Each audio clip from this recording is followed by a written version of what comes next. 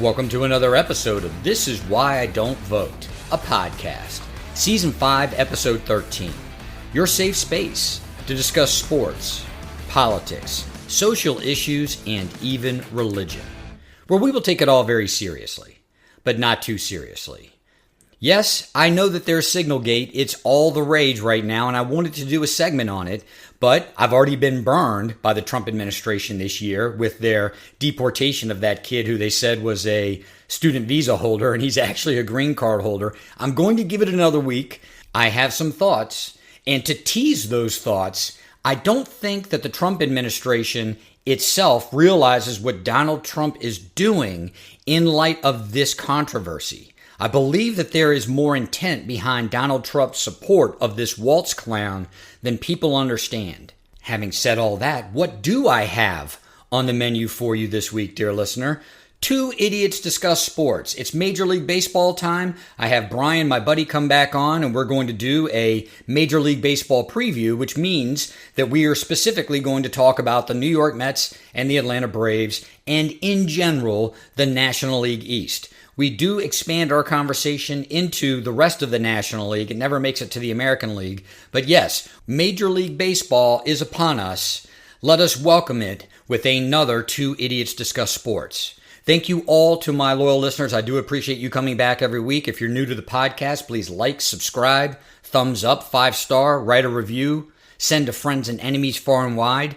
This Is Why I Don't Vote podcast is on Patreon. If you like what you hear, please consider supporting. Act 1. Two Idiots Discuss Sports 2025 Major League Baseball Preview. An annual rite of passage on This Is Why I Don't Vote podcast. Two Idiots Discuss Sports. I've got Brian back on the podcast to discuss the 2025-2026 Major League Baseball season, a preview of what should be a very exciting season for one National League East. Brian, why don't you say hello to the people? Hello, people. And Patrick, baseball is a long season. It does not stretch over another calendar year. It is only the 2025 season, not the 25-26. But I love your unbridled enthusiasm about baseball. It is back. Tomorrow officially is opening day. I'm super excited. Let's get it rolling. You know, we have only been in this podcast for 50 seconds, and I feel like such a fucking idiot that I said that. And we could start it over, but I am a fucking idiot, and I'm not starting it over. I'm leaving that in. Thank you for correcting me. I love it. I love it. Giddy up and go. Yeah, that is a...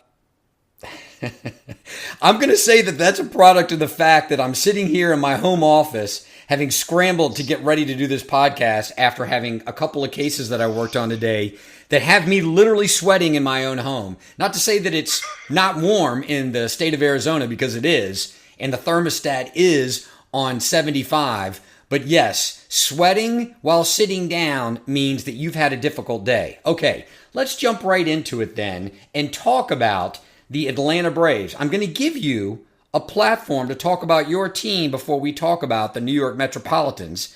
Talk about the Atlanta Braves and talk about some of the moves that they made that you were impressed by over the course of the offseason, and some of the things that you thought they might do that they didn't, that maybe you were disappointed in. Well, I think in order for us to look forward, we must look back, right?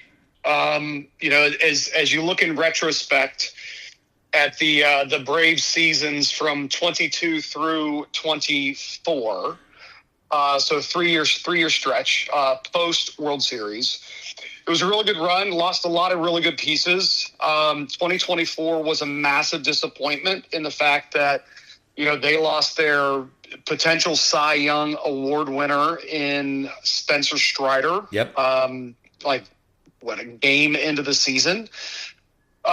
Didn't have to have Tommy John, but did have to have some sort of something wrapped around it to stabilize it. Ronald Acuna goes out with yet another ACL. And much like the $6 million man, the Braves said, we can rebuild him and make him stronger. So those two pieces were out. They had a lot of really tough pieces go out all year. Austin Riley was out twice, once with an oblique. Second time with a broken wrist in August. Starting catcher went out after game one with an oblique. So it was a really, really rough season, and fortunately, as you and I both know, when it came down to it, the Braves Mets split a pre-post season doubleheader to decide who got into the playoffs. They both made it in. So with that season that they had, to still get into the playoffs was a good thing. Going into the postseason, a couple of big questions. The biggest was Max Fried. Max Fried, Braves ace, since one of the many aces, I guess, the Braves had to an extent.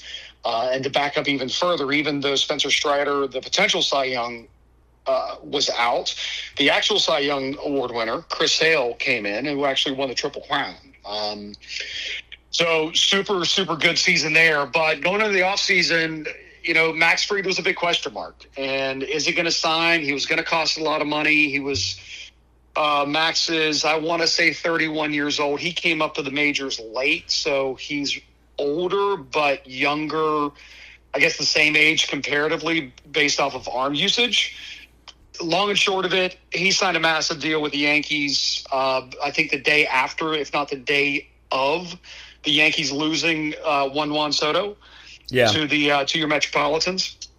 From that point forward, man, it was, what are the Braves going to do? And it's like with bated breath, wondering when Alex Anthopoulos is going to make a move. So what's the biggest surprising move that they made? The fact that they didn't make any moves.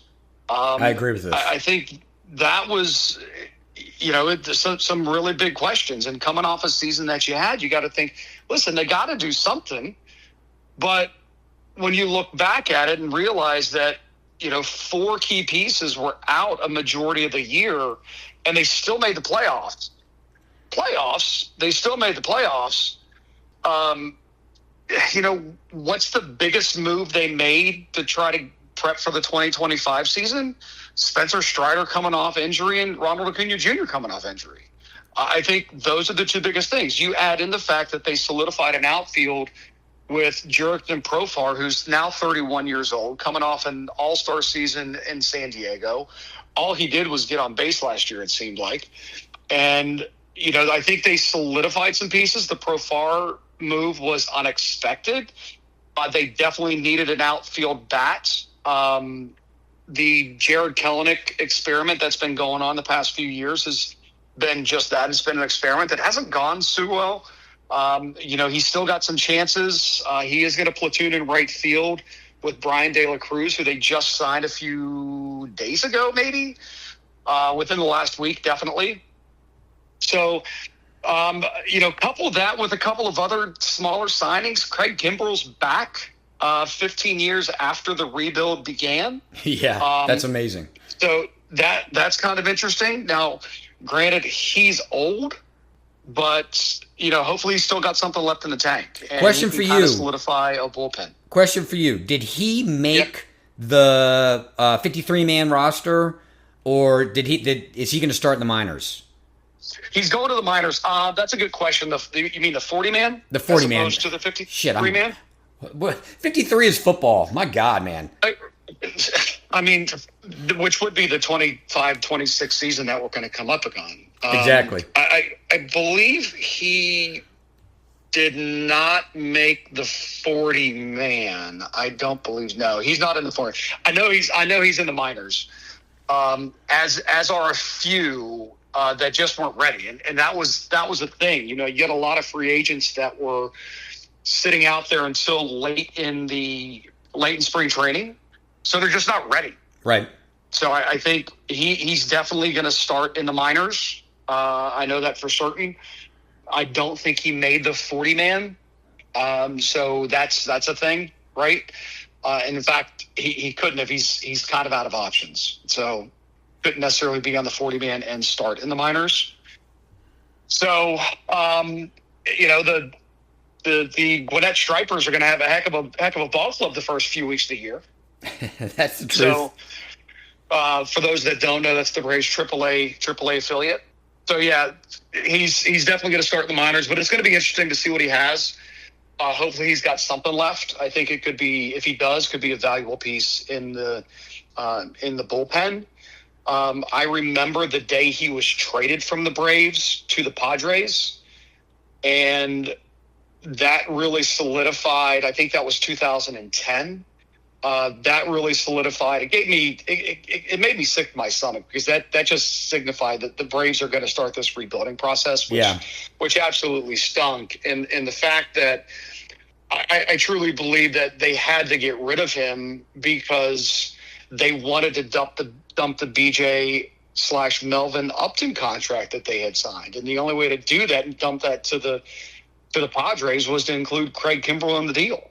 So that still left a bad taste in my mouth. I'm glad that he did well throughout the years. I'm glad to see him back. Hopefully he can finish his career with the Braves. I don't know if that's really a thing anymore when you're looking at 38-year-olds on one-year contracts. But it should be fun. It should be fun. So there's the kind of the preview, and looking at 2025, I think it looks good. The more I read about it, the more excited I get about it. The team's at full strength right now. You've got Ozzie Albies, who is the senior statesman, surprisingly enough, on the team.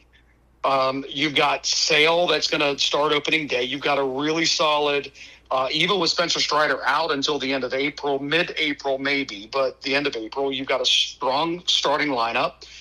You've got, the Triple Crown winner in Chris Sale. You've got Ronaldo Lopez. You've got the surprise other Spencer Schwellenballs, as we like to call him, that had a ridiculous rookie year last year. Yes, he did, unfortunately. You got two guys behind him, AJ Smith-Shawver, who has an arm to him if he can control it. And they've been talking about that for the last few years, that he's the next up and coming, and he just hasn't really put it together. Add that to Grant Holmes, who was essentially a rookie last year at 28 years old, who's got better hair than Kenny Powers. He's going to come in as the fifth starter. So I think it's a really good position to be in. It's going to be interesting when Strider comes back to see who goes down. It's all going to depend, I think, go down, but probably to the bullpen. I think it's going to depend on what A.J. Smith-Shawver does in that first month. He's starting the fourth game against the Padres, with Grant Holmes starting game one against the Dodgers, the fifth game one against the Dodgers. So starting rotation is going to be really, really interesting the first week of the year.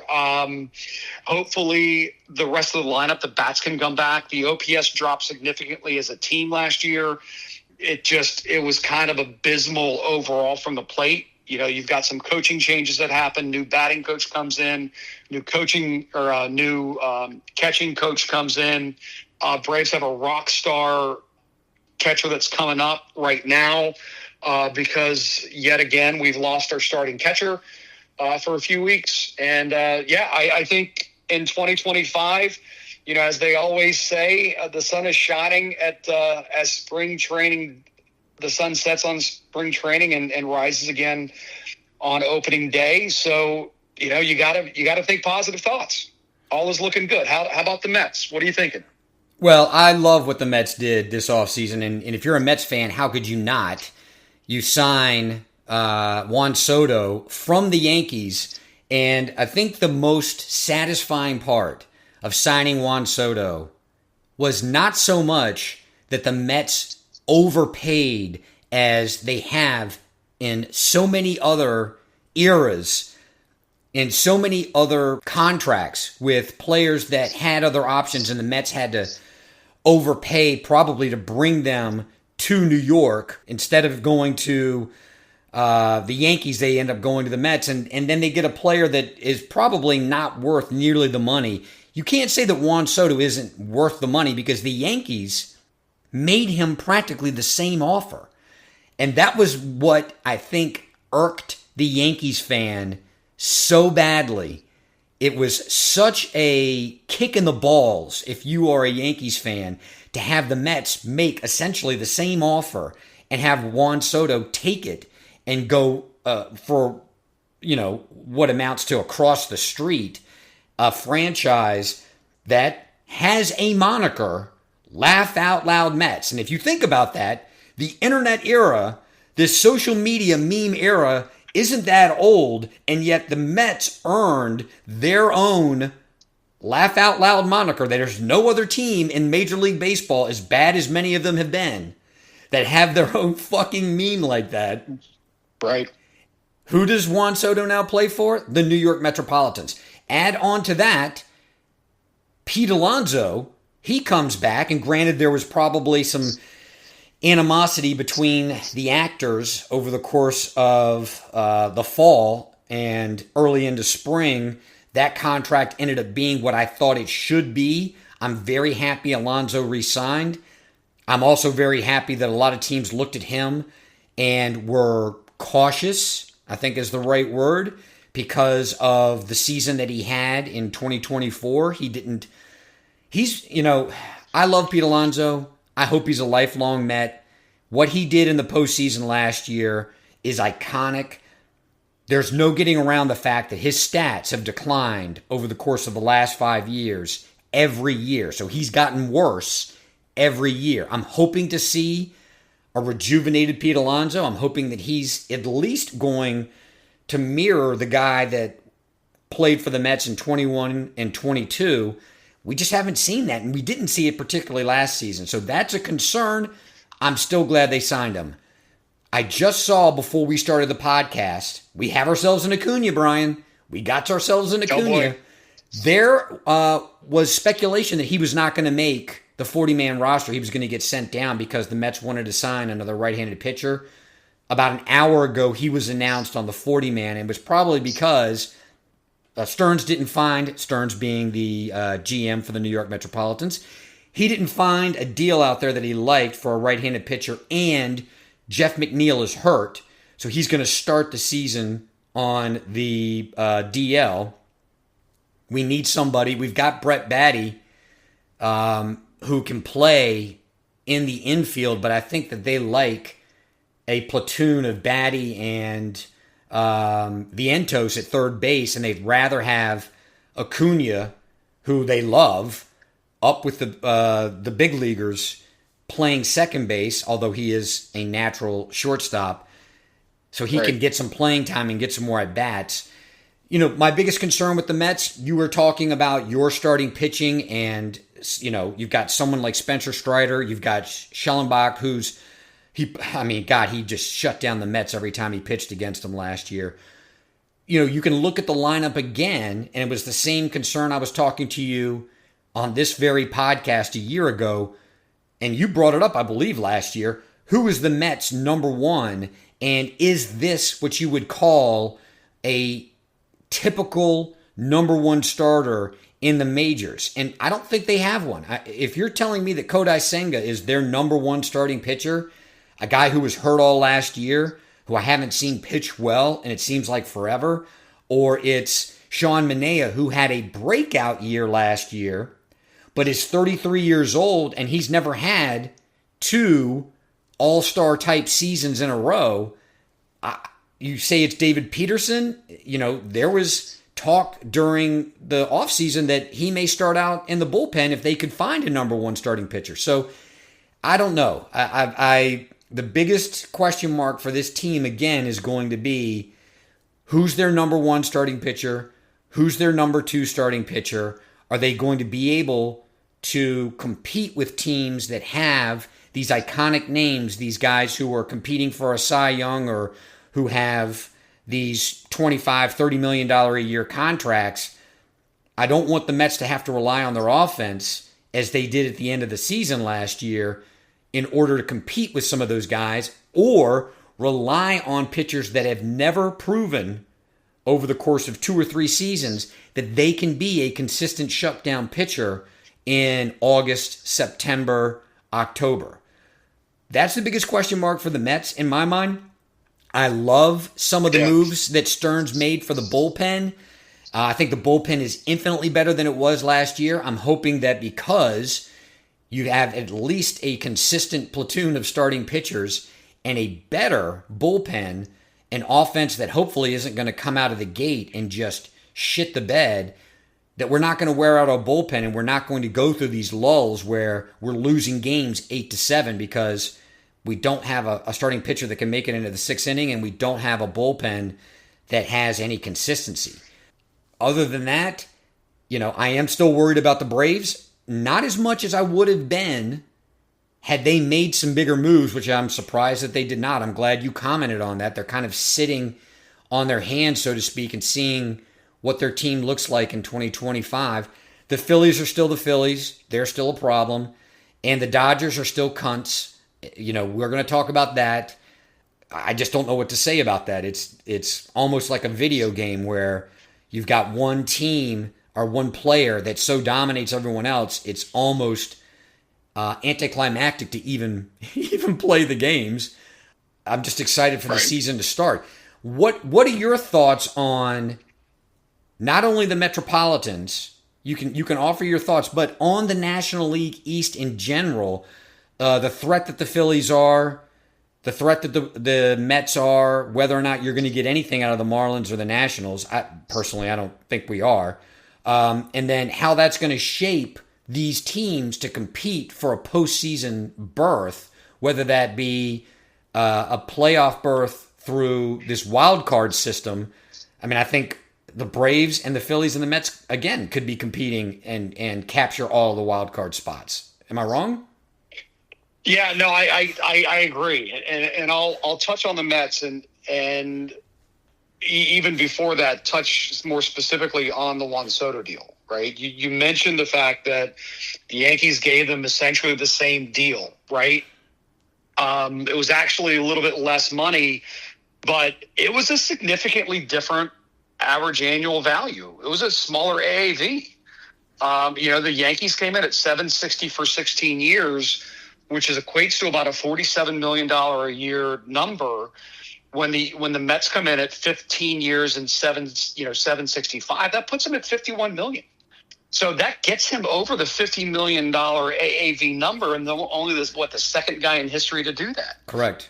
So I think that is another big part of that, right? And thumbing the nose at the Yankees. I think the majority of it comes down to ego for Juan Soto, right? To hit that $50 million mark. I think that was a big part of it. I think with it, what's the old adage? With great power comes great responsibility. Correct. It's going to be interesting to see what happens. That 2-3-4 that you've got with shortstop. Help me, please. Lindor. Thank you. With Francisco, and then you've got Pete, and then you've got Soto, or you've got Soto and then Pete. That's a strong piece, right? The question is, will the other six keep up? You mentioned a couple of platoons. You mentioned Jeff McNeil out, who won the batting title a few years ago, but didn't do a whole heck of a lot last year, if I'm not mistaken. Yeah, he was in and out of the lineup. He was injured. He had his moments, but then he had some troubling moments. Yeah, and to be honest, when he won the batting title, I was more surprised at that than anything. That kind of came out of left field for me. Yeah. So you mentioned some platoons. I think that may be the big challenge. Couple that with your starting pitchers, and I don't think there is a number one starter on the Mets lineup. And if Stearns could have found a starter, it would have been probably an ace. But with the fact that most of them aren't there anymore, right? Everybody's gone. There's not a whole lot out there. Everything got expensive this year. Yes. From a starting pitching perspective, the prices just went absolutely through the roof. It's going to be interesting. I think your starting pitching is one of the biggest questions, and you've got some sluggers, but like you said, you got to hope you're not losing an 8-7 game.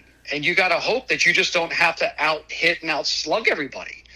Because I will tell you that the Braves healthy aren't that far behind the Dodgers, as ridiculous as they are. You go start to finish, from top to bottom, whether it's, Michael Harris, who's a Gold Glove caliber center fielder, could have one of those massive breakout years in it, what I think is third year now.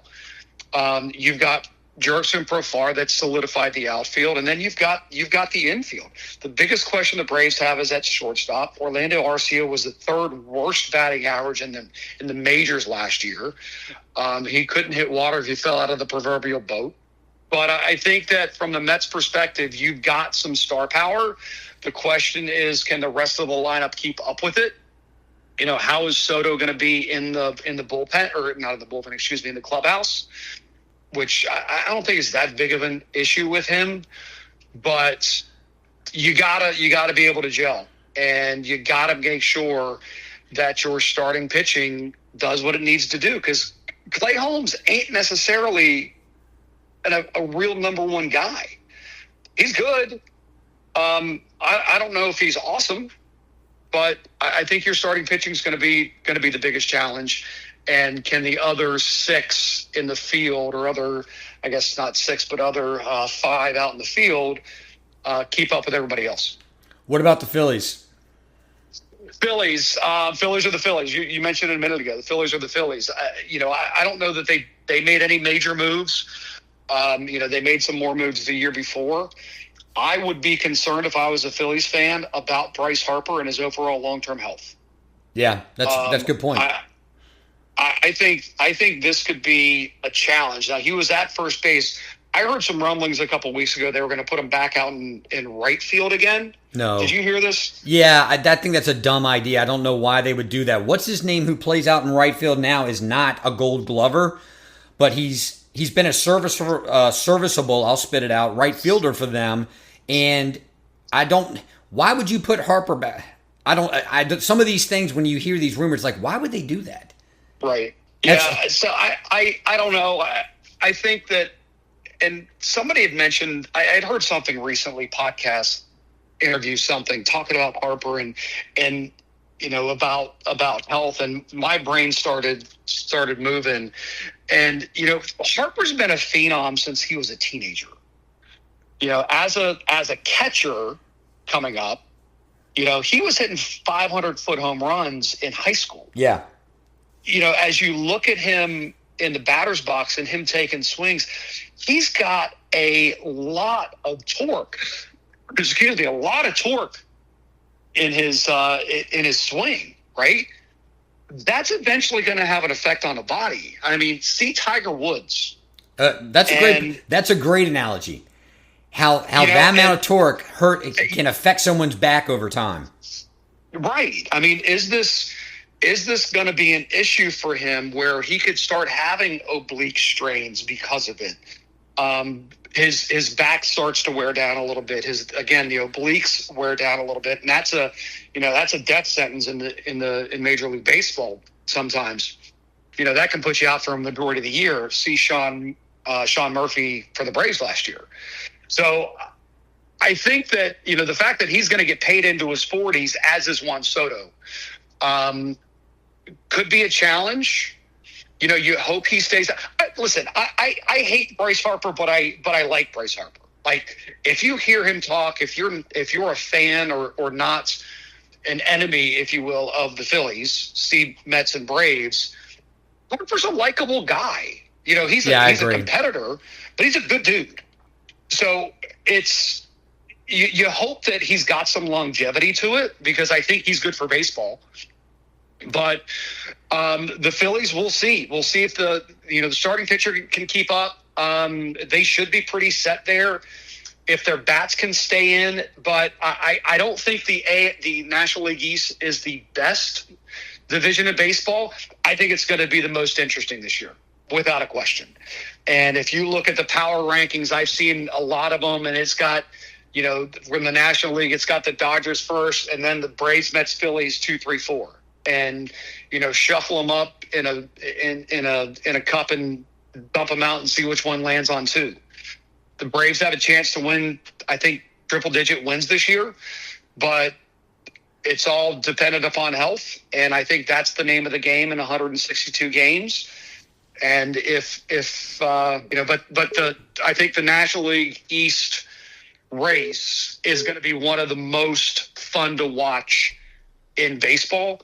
The Marlins are bad, historically bad again. Funny, speaking of that, I saw something the other day that I think the Chicago White Sox have already been eliminated from playoff contention for this year. So that's going to be fun to watch. The Nationals are still rebuilding. I think that they can, outperform their, what is projected for them this year. But I really think the National League East is going to be a whole lot of fun. And if the Nationals can be as fun as they were last year, they've got a lot of young guys there. It should be a lot of fun to watch. Yeah, I agree with that. I'm only going to make one comment on what you said because I think that was very well said.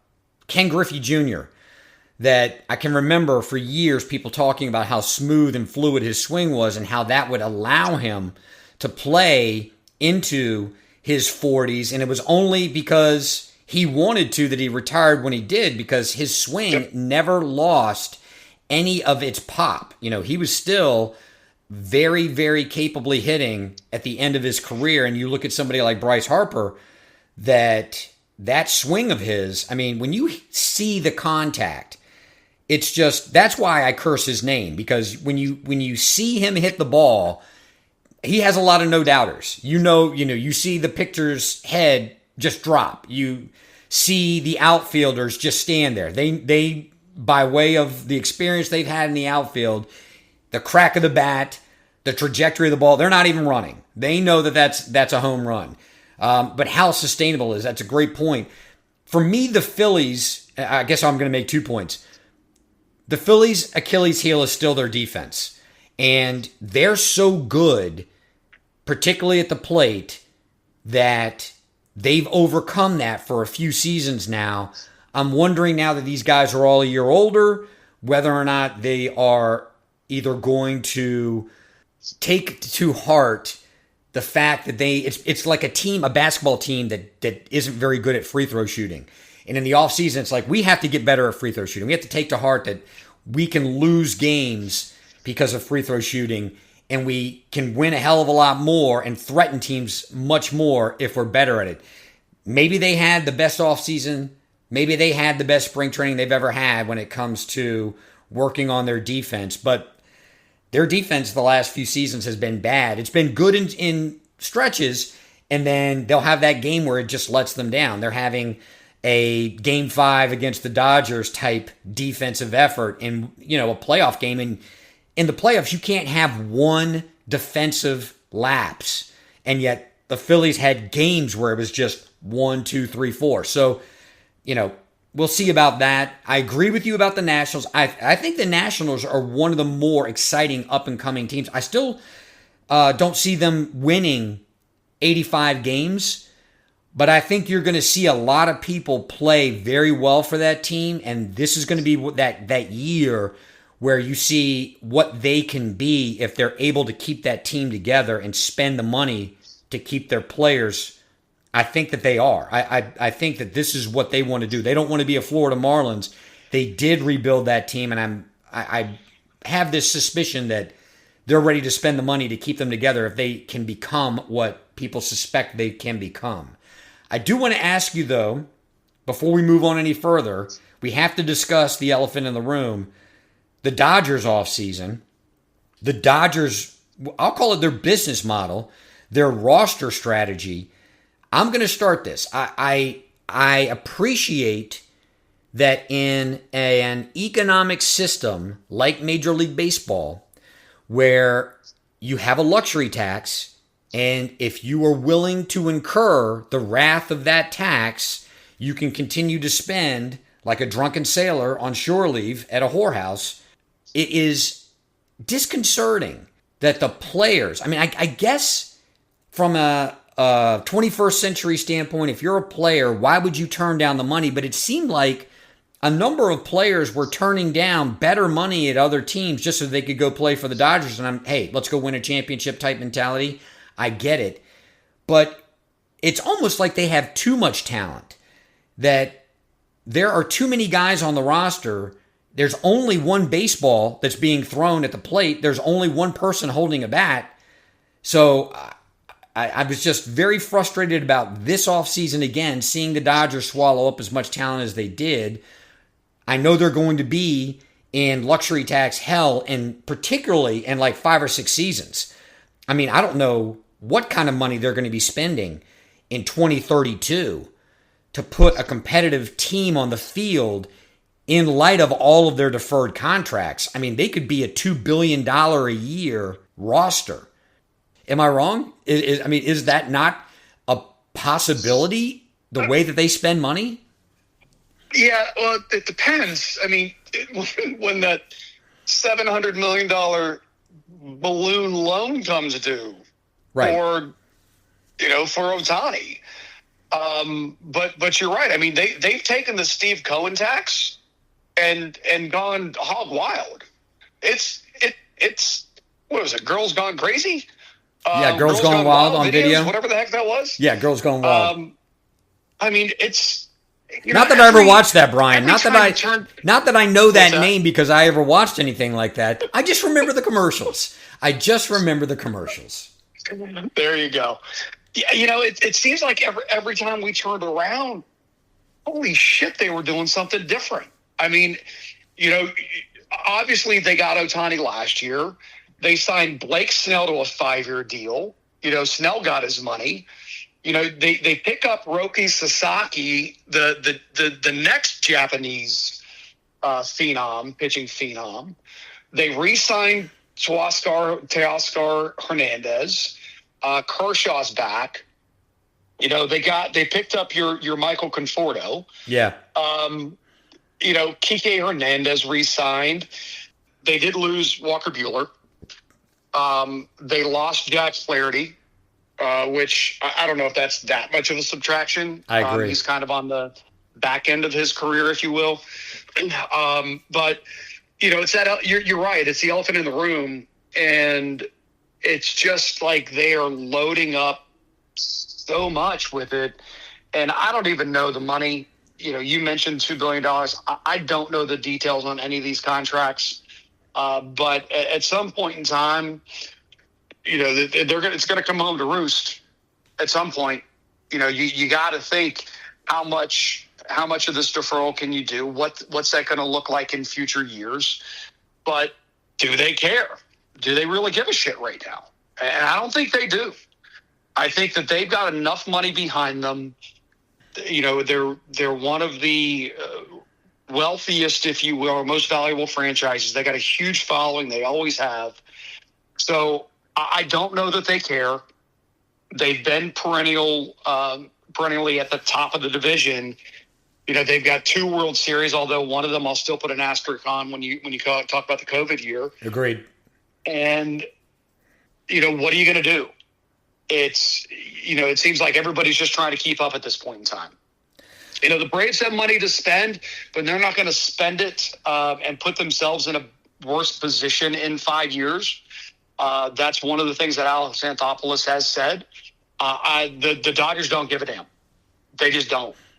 And they've got it. They're going to spend it. They've got this window that's open. They have their 3 VPs, their 3 MVP candidates in Freddie and Mookie and Ohtani. Although Mookie may be like 3/4 of a Mookie right now with the weight that he's lost with this magical mystery illness he has. But, what are you going to do? I mean, the Braves start on the West Coast. They're going to San Diego. The Padres are on their last leg with this run. They've got 4 games there, and then they go north to LA. And second series of the year, you are in the throes of Chavez Ravine playing the Dodgers. And, we'll see. We'll see what you're made of. But what are your thoughts? Talk to me. I'm very frustrated. I mean, I've never rooted more for a local team than I do the Diamondbacks when particularly they're playing the Los Angeles Dodgers.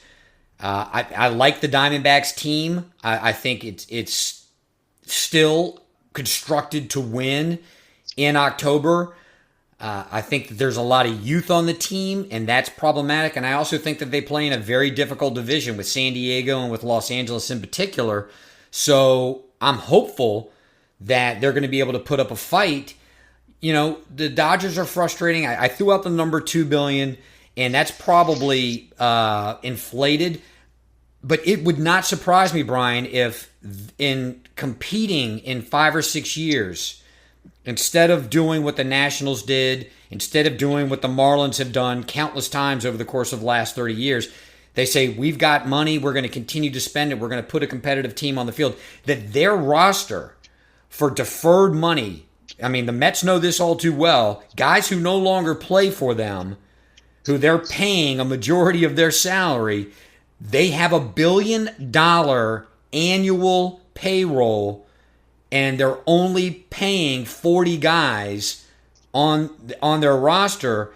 Yet when you look at their payroll, they may be paying 60 guys, 55 guys. Like, they're going to have a bunch of contracts where, this guy's in his 11th year of his 15-year contract with the Dodgers. Most of the money was deferred, and now he's raking it in. He's playing for somebody else.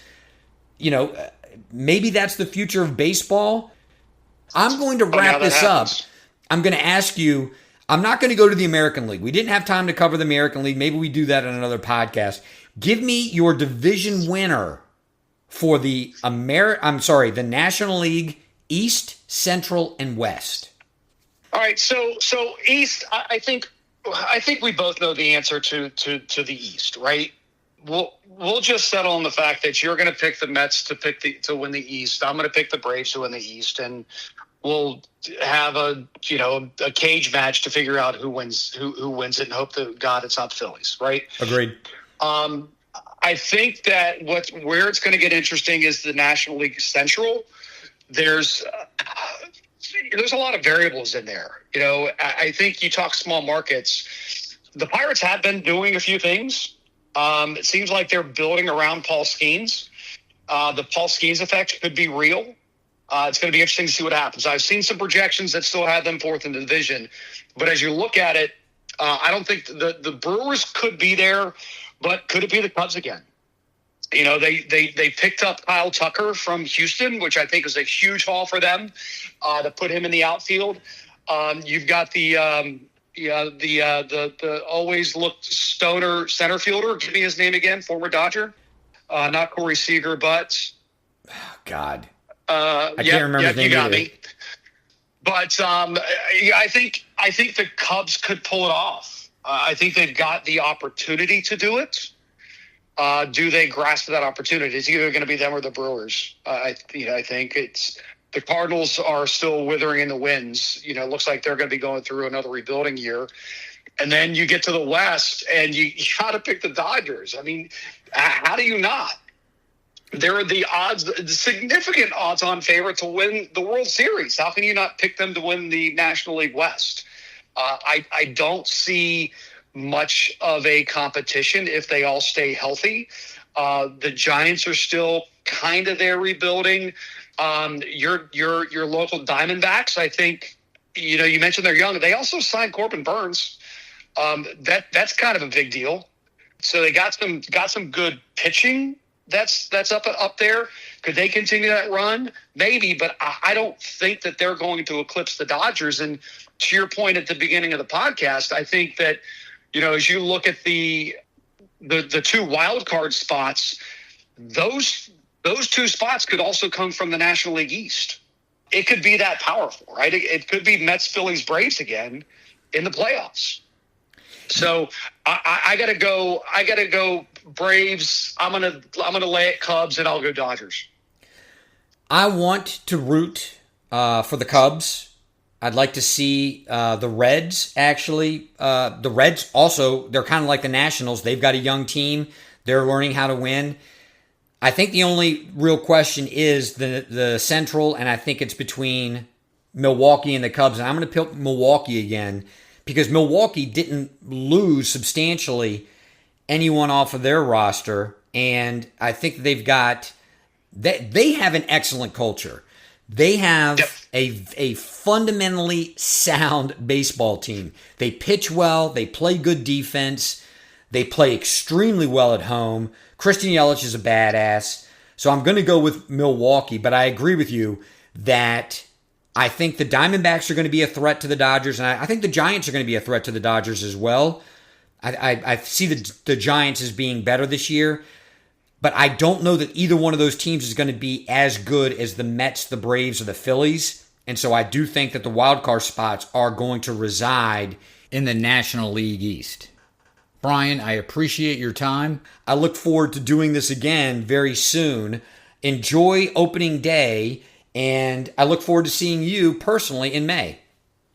Absolutely, my friend. Thanks, as always, for having me on. Great job on the podcast over the past few months as you started season 5 already. Congratulations on the success here, and good luck to the Metropolitans, kind of to an extent. And, let's kick it off tomorrow with opening day. Right on, buddy. Act 2, Epilogue. Every time I do one of these Two Idiots Discuss Sports segments, the conversation flows so well. Before I know it, I'm 30 minutes in, I'm 45 minutes in, and I have to debate whether or not I'm going to push this podcast beyond an hour. A, because I don't want to have to edit it. It's a difficult task to edit this podcast when it gets over an hour. I did it for a couple of years. It was no walk in the park. And B, I'm actually trying to be more conscientious about you, dear listener, whether or not you want to listen to me run my mouth with somebody else for over an hour about one subject, particularly if that subject is sports. I wanted to talk to Brian about the ball and strike video review that they were using in AAA last year. I went to 2 or 3 spring training games. Well, I went to 3 spring training games. I'll be precise about that. And they were using the system in 2 of the ballparks where the catcher or the pitcher could ask for a video review of a ball or a strike call. Guess I'll have to leave that to another day. This is Why Don't Vote, a podcast.